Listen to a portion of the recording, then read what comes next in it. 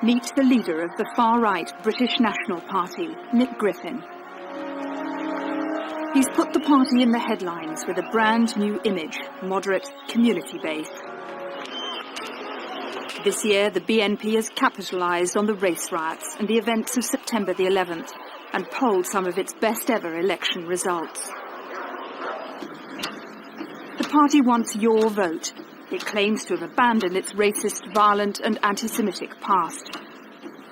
But according to a secret audio tape Panorama has obtained, that's a lie.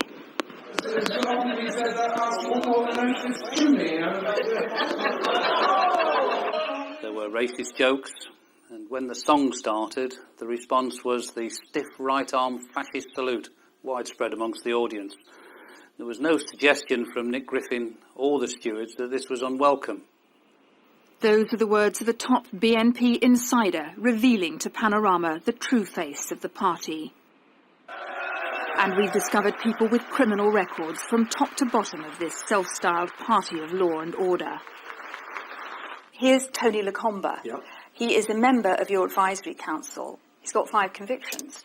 I mean, here's Mick Treacy. He has 5 previous convictions. Here's your Darlington organiser, Paul Thompson, a conviction for criminal damage and football violence.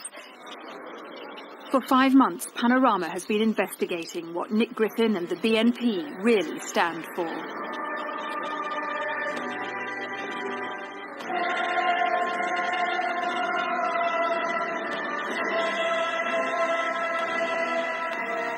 This August, following its increased vote at the general election, the BNP celebrated with a red, white and blue rally on a windswept Welsh hillside.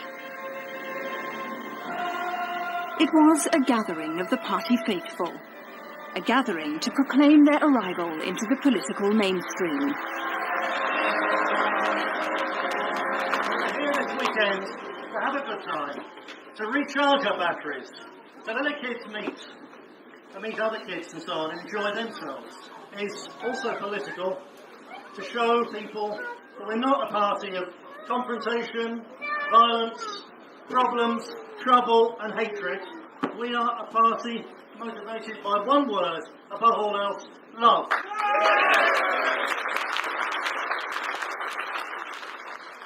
Love of everything British and white was indeed all around us. But there was no visible evidence of Nazi regalia or the white supremacist literature which has tarnished the party's image in the past.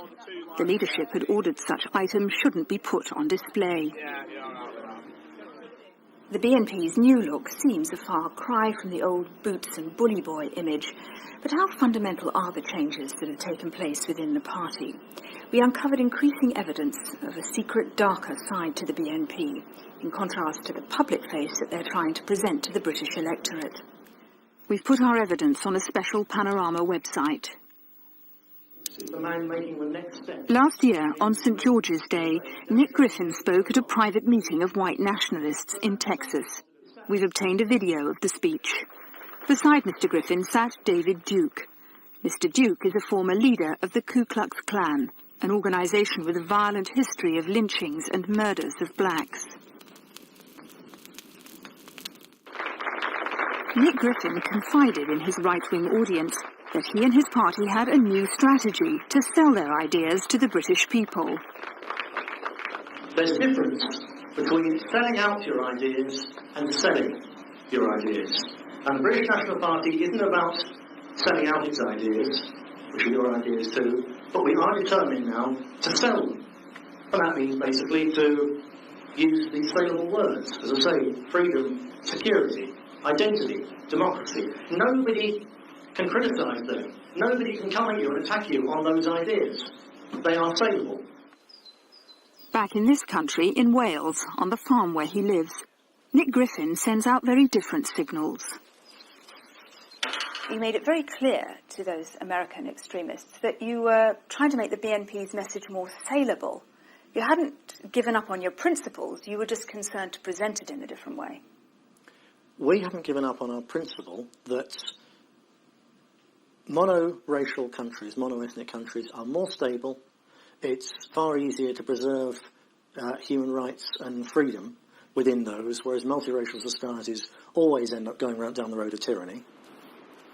During our investigation, we spoke to a senior figure in the BNP, a man with a detailed knowledge of Nick Griffin and his politics. This man has been working as an informant for an anti-Nazi organisation, and for his own safety can't be identified. His words, recorded by Panorama, are spoken by an actor in a location with which he has no connection. This BNP man provides crucial evidence into the real nature of Mr. Griffin and his party today. If you were to take Griffin at face value, you think there'd be a whole series of ideological arguments within the party, because so many of the senior activists are clearly Nazis, and Griffin at face value is not. But there doesn't seem to be any of that. No matter how you wish to express it, clearly race and racism is at the centre of their politics. So who is this man trying to sell a new brand of white nationalism? Nick Griffin is a Cambridge graduate. He's been involved in far-right politics for the past 25 years, most of it in the National Front.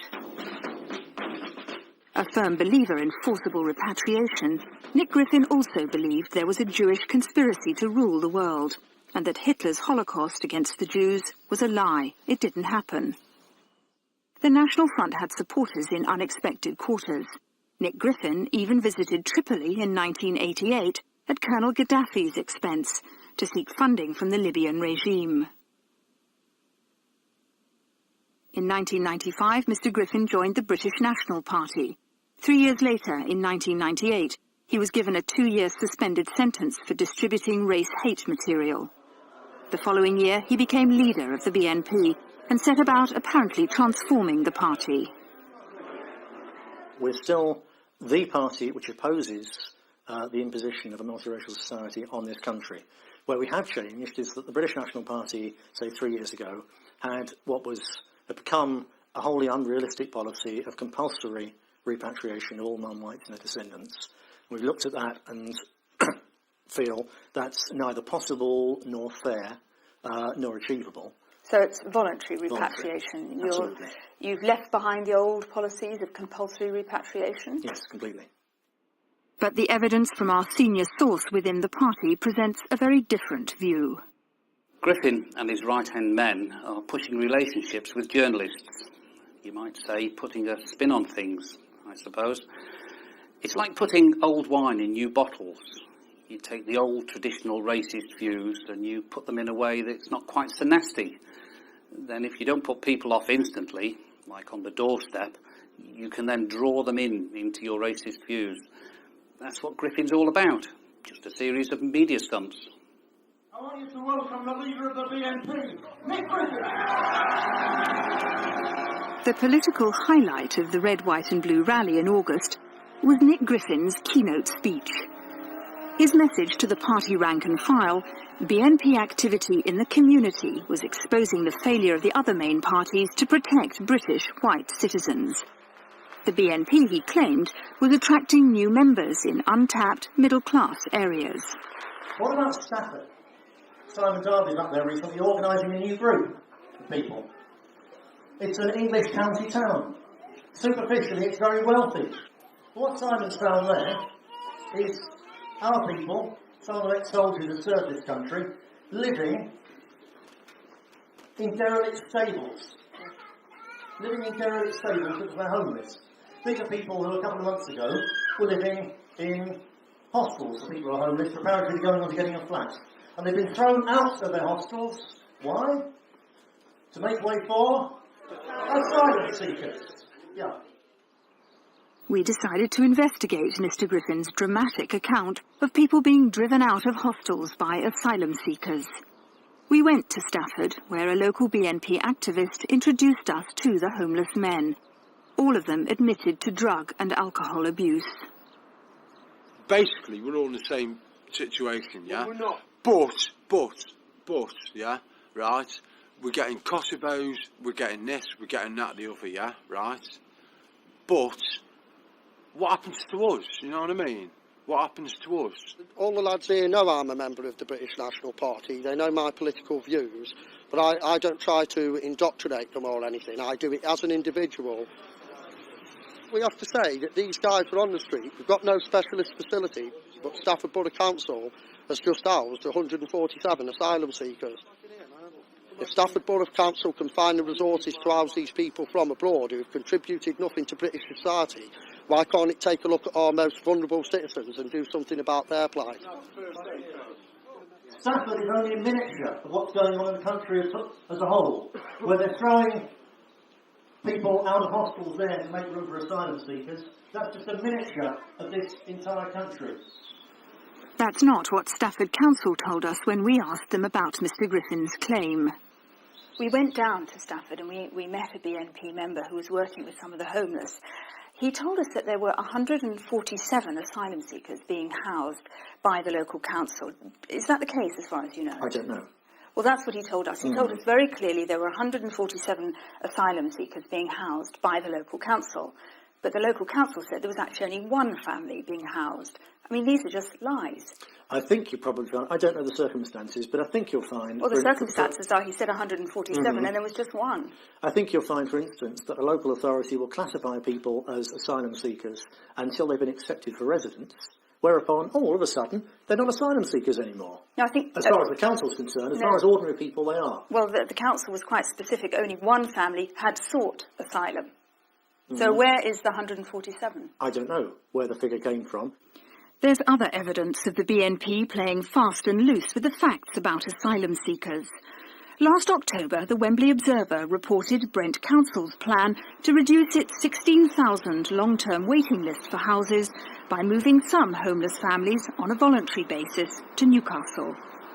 Then a BNP leaflet distributed throughout the Denton area of Newcastle claimed that Denton was about to receive 16,000 refugees from London. There's only 7,000 houses in Denton. But how can you ship 16,000 refugees there? In fact, you can't. But the reason that leaflet was produced and the reason that figure was put there was that there was a local newspaper in West London which said the local council is aiming to ship 16,000 refugees out to the northeast. To the northeast. Take that fact. No. But to take it and convert it into a leaflet that's going into one specific neighbourhood, talking about 16,000 families. That's what the local paper said. That is lies, and it's frightening. It was a mistake. Earlier this year, as part of the party's new drive into community politics, the BNP launched an organisation called FAIR, Families Against Immigrant Racism. Dave Hill is the London coordinator. There is no mystery, there is no controversy to FAIR, it's just a white rights organisation. We're targeting race hate that is not targeted by other victim support groups. Yeah, I mean, if it would sound racist, it depends on the definition of the word racist. If we're going to the say, 1960s definition of the word racism, to love one's own race more than others, then I am a racist. All we're saying is white people encounter the same problems, it's not recognised. An organised body needs to be in place to recognise the needs of the white community, and we hope that in the years to come FAIR will fill that role. Curiously, there's no mention of who is behind FAIR in the leaflet.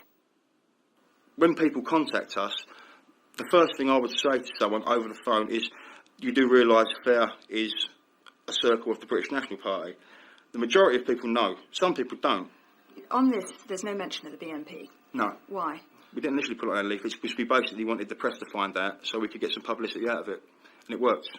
According to the leaflet, FAIR offers a legal and counselling service for whites who claim to be victims of racial harassment. It was launched in the East End of London with a mass drop of 12,000 leaflets. The BNP were pleased with the response. We've received over 100 phone calls from the public. 100 phone calls? Around 100 phone calls. That's since the middle of March to the present day. Some people phone up, they're in tears. They're frightened to go outside their doors. We would advise them how to help themselves in situations like this. And those people that have called you, can you tell us who they are? No. Mr Hill told us that FAIR takes up such cases with the local council.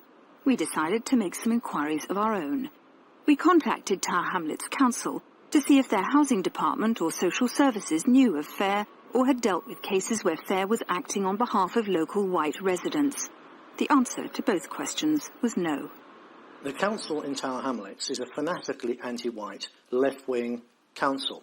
So, for one thing, they're not going to do us any favours in any case. But I think if they're asked if they've actually had anybody come to them as a result of there, they would tell us. They would not lie and say nobody had come to them. Left-wing Labour and Liberal councils lie through their teeth all the time. So you think the council is lying? Oh, absolutely. We've tried to find people that we have helped who are prepared to be shown on television and talked about and their cases talked about. White people in those areas feel themselves under a reign of terror, quite literally. But it's very convenient to say to journalists, we can't provide you with any proof because people are too afraid. We ask for the proof, we never see it. Yes, but we can't help that. Mr Griffin's reluctance might also have something to do with Mr Hill being banned from the council's housing department for abusive and threatening behaviour towards 2 staff members.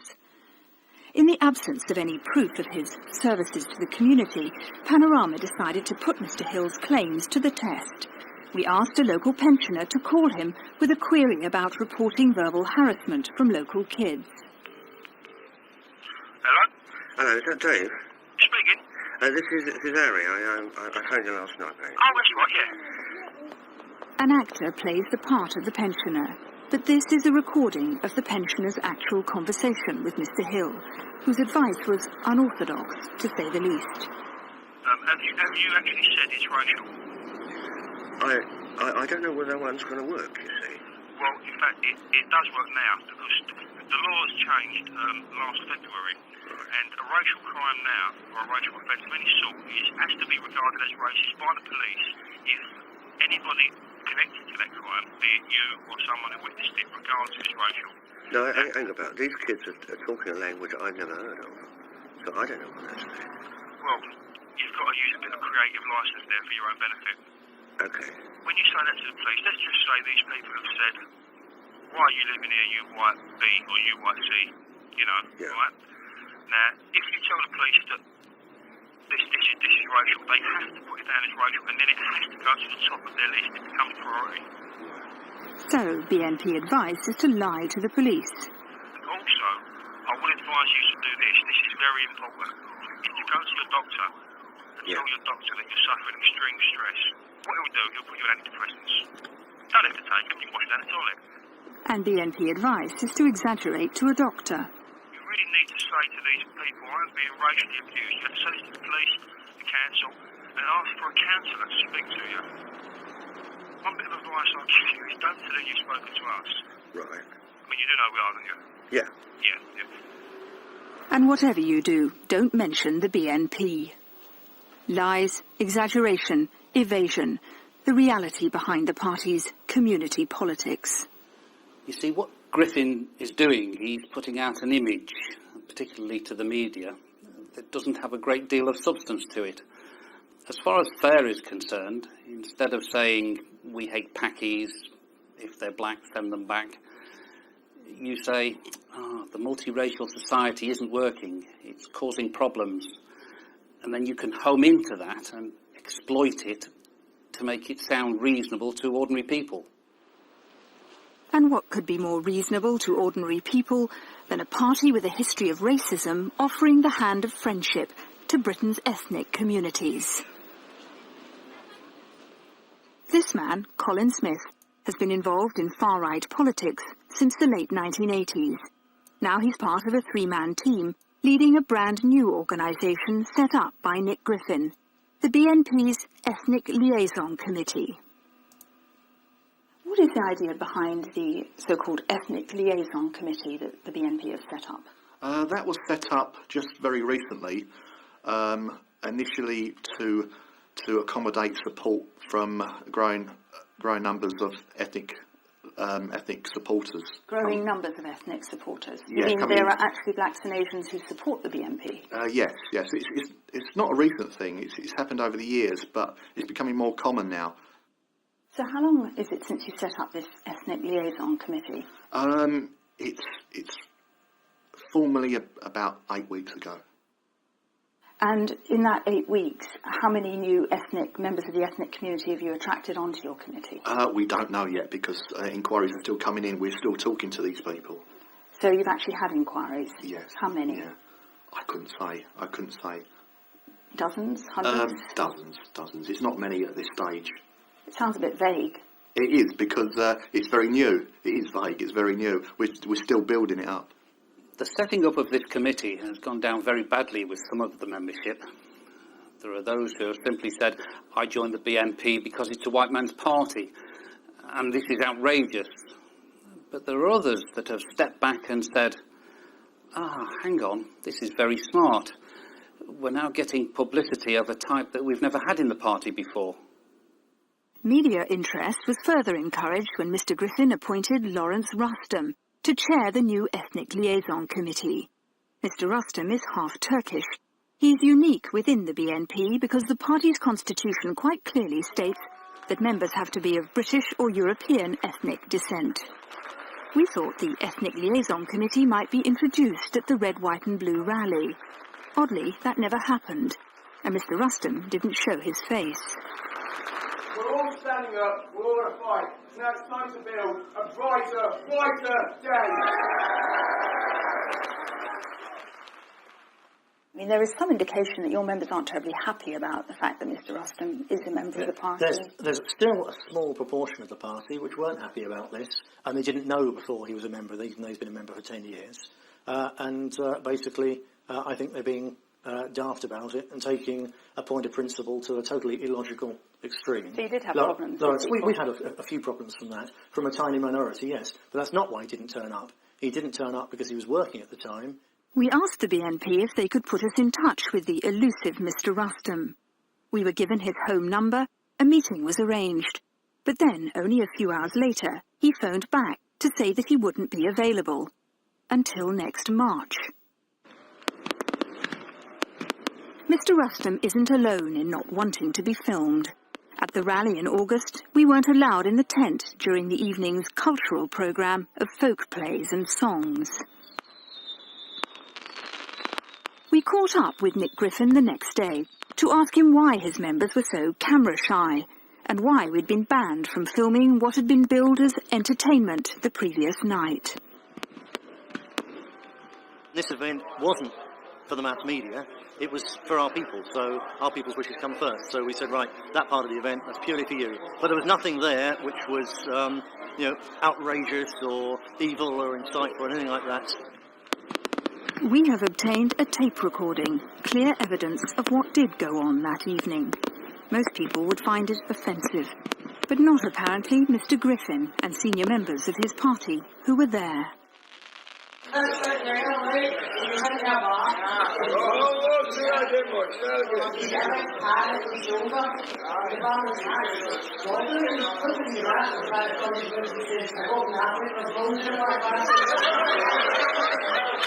There was nothing there which was, outrageous or evil or insightful or anything like that.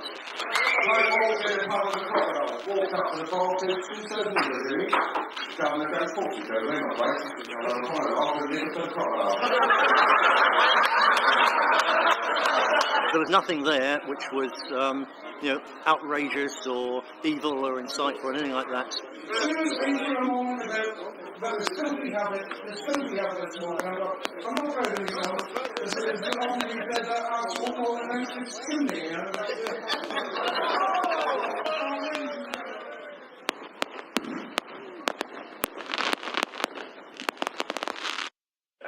CD track of the month for October. There's no evidence on the party's website of the racist jokes the leadership enjoys in private. Instead, the image is one of a dynamic, fun party with a message of rights for whites. It's a message the BNP has pushed even harder in the aftermath of the terror attacks of September the 11th. The British National Party made the Times newspaper yesterday, the paper reporting that the British National Party has urged members to hand out new recruitment leaflets condemning Islam as a religion that spawns psychotic mass murderers. The BNP has even started its own youth branch, like the mainstream political parties. BNP members use local radio to try and get their message across. It's still live on air. It's still live on. Can you tell the people what multiracialism has done for this country? Well, I tell you, multiracialism, apart from a few footballers, and Chicky-Tika Masala, it's done nothing positive for it. I was born in this country. Am I British? I've got a black face. Am I British? You're not ethnically British, no. No? Spike Milligan was born in India. Is he an Indian? If you like to classify himself as one, surely he can, can't he? The right to choose? Well, you know, I mean, can I choose to be a horse? Obviously not. Do you think that the Africans who are... BNP branch meetings offer refreshments in true grassroots political style and guest speakers who promise to challenge the Labour Party in its heartlands, the cities of Britain. They're scared stiff, the British people are going to one day wake up and realise they've all been conned. They've all been conned. Tony Blair's doing that to us, and we're doing that. The one thing you've got to do is support yourselves in your own area. That's the key. It's community politics, get involved, be proud, and fly the flag. At the end of the day, that's all that counts. Thank you very much. But behind the suits and the mantle of respectability, we've discovered that the BNP contains throughout its ranks many individuals with criminal convictions. These range from Nick Griffin himself with his 2-year suspended sentence for race hate to some of his top lieutenants and local BNP organisers.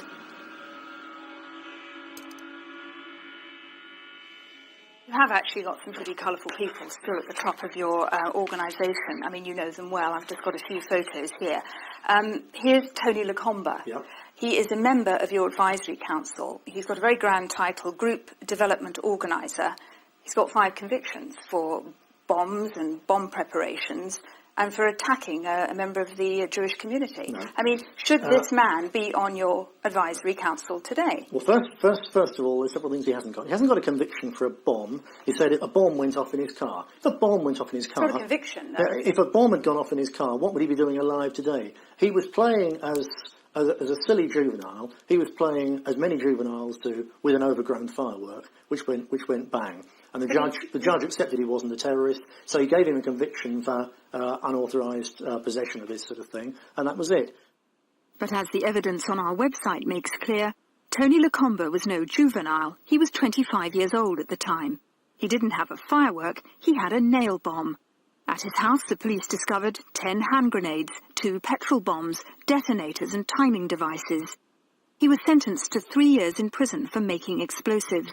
And he was sentenced to a further 3 years for an attack on a Jewish teacher. I mean, here's another gentleman, Warren Bennett. He's your chief steward. He's responsible for security. Mm-hmm. You talk about people getting in trouble a long time ago. I mean, he was deported from France only 3 years ago, in 1998, for football hooliganism. He has a previous conviction as well. I mean, how can he be a member responsible for security in your organisation? He was following a football team. He did absolutely nothing wrong when he got deported. He was picked up because he had a record from 15 years ago. And so they see him, so they throw him out. Warren Bennett was one of a group of so-called Scottish fans who, according to 3 European police forces, were bent on violence. They were tracked across the continent before being deported. Warren Bennett claimed he was innocent, though he hid his face at the airport. Trial by media. Trial by media. I mean, here's Mick Treacy. He stood in Oldham alongside you. He's your Oldham organiser. He's a parliamentary candidate. But he has 5 previous convictions. Is this man suitable to be a parliamentary candidate? Mick Treacy, if he wasn't suitable as a parliamentary candidate, he wouldn't have got that tremendous vote in his hometown.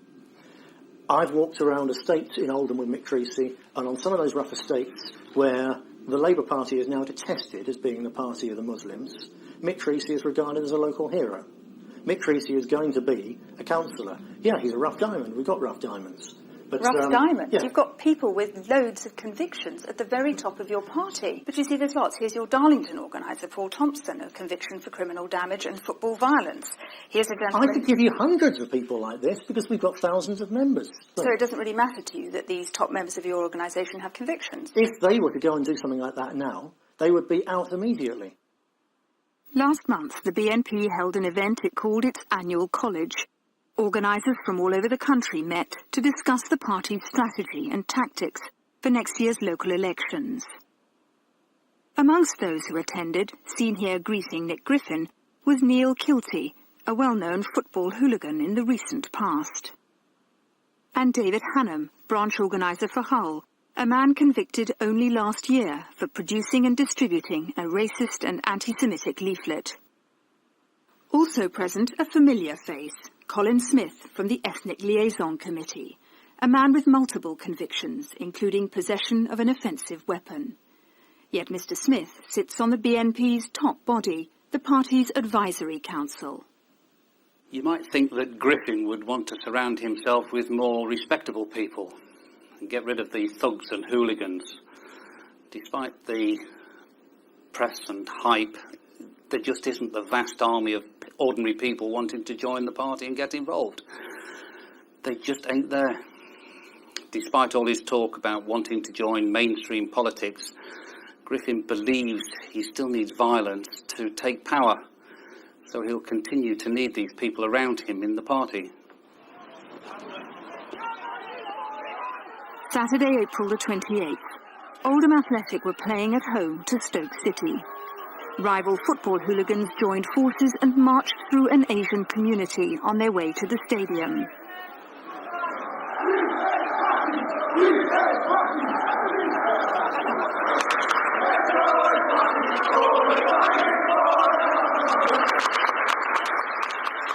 The police struggled to contain the violence as the football hooligans made their way home.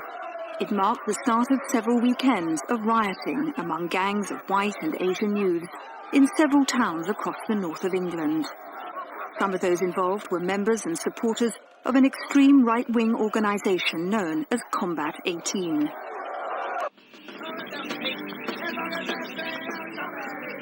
Throughout the 90s, Combat 18 was associated with acts of terrorism and violence, from letter bomb campaigns to arson attacks. Take its name from the first and eighth letters of the alphabet. The initials of Adolf Hitler, Adolf Hitler, Adolf Hitler, Adolf. We've spoken to a man who for 6 years has been one of the leading members of C18, a man with convictions for violence and public disorder, one received just a few weeks ago. But Darren Wells is trying to put his violent and racist past behind him, which is why he's agreed to do this interview. I'm not coming on saying I'm whiter than white, because I'm not, because I did some bad things, and I still believe some of the things that I used to believe in. But I now realise you can't go around hurting innocent people. Just because, you know, the difference here, you know. For 2 years, Darren Wells has been working covertly with an anti-fascist organisation, Searchlight. In that capacity, he was present in Oldham on the day that gangs of white youths were organising themselves for a confrontation with the local Asian residents in the area. We met in a pub away from the town centre that the police had no idea about. It's the top C18 hooligans, some of the real heavy-duty football hooligans from different northern firms like Manchester United, some lads from Stoke, Stockport, all these teams made a good show. And some of the real troublemakers from Oldham itself were all there. Nick Griffin was campaigning as the BNP parliamentary candidate in Oldham that same day. On the garden, from various local people about who the vote for and why. When we were in that pub, drinking with some BNP supporters, they mentioned that Griffin was in town, and he wanted to come down and have a drink with us. And when the team were asked if they had a problem, they said, no, bring him down, he's welcome to come down for a drink. We were campaigning in the constituency. We had a phone call from someone local saying there was a lot of white youngsters in this area who were being harassed by the police, which is very common in all multiracial areas. Of course, the liberal media aren't interested when it's young whites. Nobody gives a damn because they're only whites. They're working class white trash to you people, so nobody goes along and helps. We went down there to see what was going on, because if Nick Griffin, who's moderately articulate and wears a suit and tie, turns up and has a word with the police, there's at least some chance that they will back off a little bit and leave the kids alone. And at no time did he make any effort at all to try and stop people drinking with C18 people. He didn't make any effort at all to stop people going after violent confrontation with Asian gangs. Griffin's words that stick with me were, we're all on the same side. Why did you make no attempt to calm the situation? We did. People who were there, the Combat 18 people and the hangers-on, say that they took from the conversation you had with them the message that you were tacitly encouraging them. We're on the same side was the message, basically. Most definitely not. That evening, after several weekends of increasing racial tension and sporadic violence, the Gloddick estate in Oldham went up in flames. Pitched battles between the police and hundreds of Asian youths continued throughout the night. The following weekend, many of the white youths, including Combat 18 members and supporters who'd been present in the pub the previous Saturday, returned. They were intent on provoking violence by charging through an Asian residential area. Their plans were thwarted because they were passed on to the police through Darren Wells and Searchlight. And there's more. Our investigation has discovered that this summer, Combat 18 members and supporters have been in regular attendance at BNP meetings and events. Kevin Goff, seen here being arrested for football hooliganism, attended the BNP's annual Red, White and Blue event in August. Another C18 member, Martin Fielding, has been leafleting with the BNP and attended branch meetings as recently as September. John Benny Hill, a long-term C18 member, attended BNP meetings in June and September. Some people who are among the most violent and blatant supporters of terrorism in Combat 18, now calling themselves Blood and Honour and various other names, are very, very close to Nick Griffin and the British National Party. This is not the sort of company you'd expect Griffin to have around when he's trying to make himself and the party more respectable.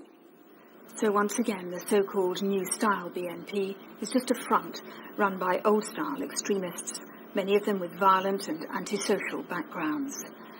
The message that Nick Griffin is pushing about immigration and race is based on moderation, electoral credibility, but from the evidence that we've gathered, it's clear it's just a means to an end. The real objective has never changed.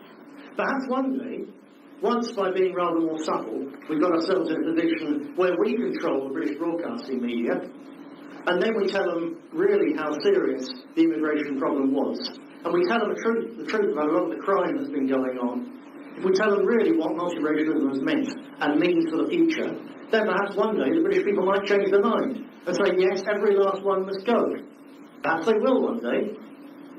But if you hold it out as your sole aim to start with, you're going to get absolutely nowhere. So, instead of talking about racial purity, talk about identity, and about the needs and the rights and the duty to preserve and enhance the identity of our own people. My primary identity, quite simply, is there. That's the thing. In that speech, you say that perhaps one day the British people might change their minds and say, yes, every last one must go. That's what you're after, isn't it, at the end of the day? Perhaps one day they would, but as a matter of fact, I don't think they ever will, actually. People... You see, you make it clear in this speech that that's what you're aiming for. I would like to see at the end of the day that there are none here at all.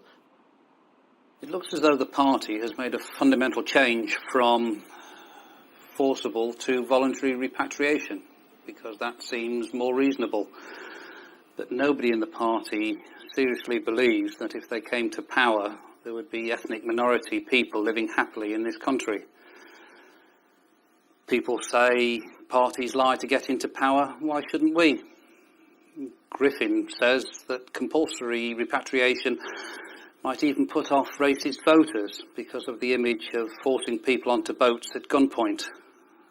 But that's what he and the party will be prepared to do if push came to shove. But abandoning forcible repatriation is not the only move the BNP believes is necessary to make the party electable. It must also convince the public that it has shed its past associations with Nazism and anti-Semitism.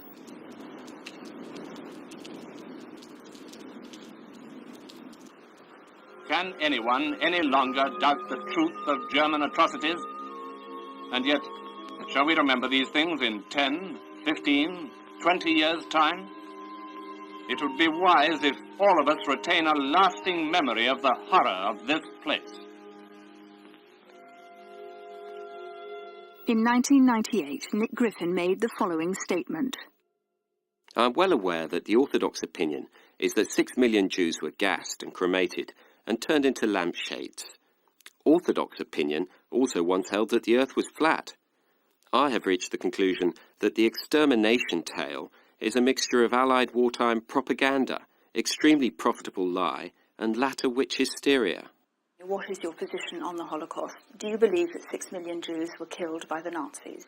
I've no doubt that very large numbers were killed. No one specifically says 6 million. It's described as a symbolic figure. But fundamentally, I regard it as quite irrelevant and wrong that at a time when the British people are going to be a minority in our own homeland in 60 years, in other words, we're going to be genocided, because that's what it is.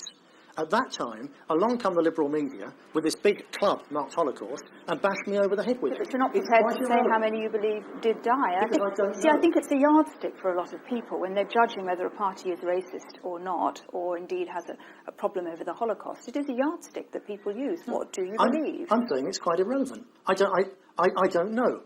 I don't know. Let me make this absolutely clear. Griffin never for one moment has retracted or wavered in any way on his clearly expressed belief over the years that the Holocaust never happened. Our investigation has revealed the hidden purpose of the BNP with its community politics, which actually exploit the divisions in our society. A party which defends white rights by spreading lies and propaganda. Scorns psychotic mass murderers. And a party which has at its core violent supporters with criminal convictions. This is the real face of the BNP, a political party abusing the rights and freedoms at the heart of our democracy. An organisation which revealed its true nature in private at its rally in August.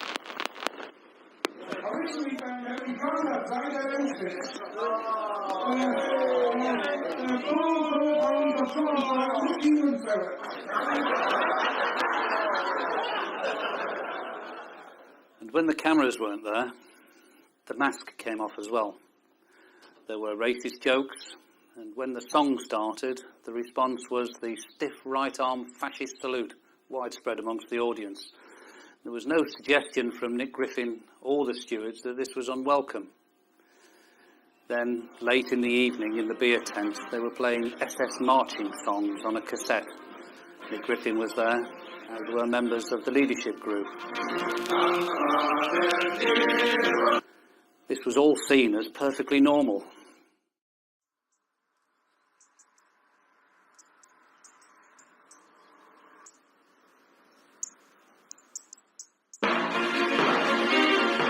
If you want to comment on any of the issues raised in tonight's programme, you can visit our special website at www.bbc.co.uk/panorama. Next week, Deep Down and Dirty, how far is the CIA prepared to go in the war against terrorism?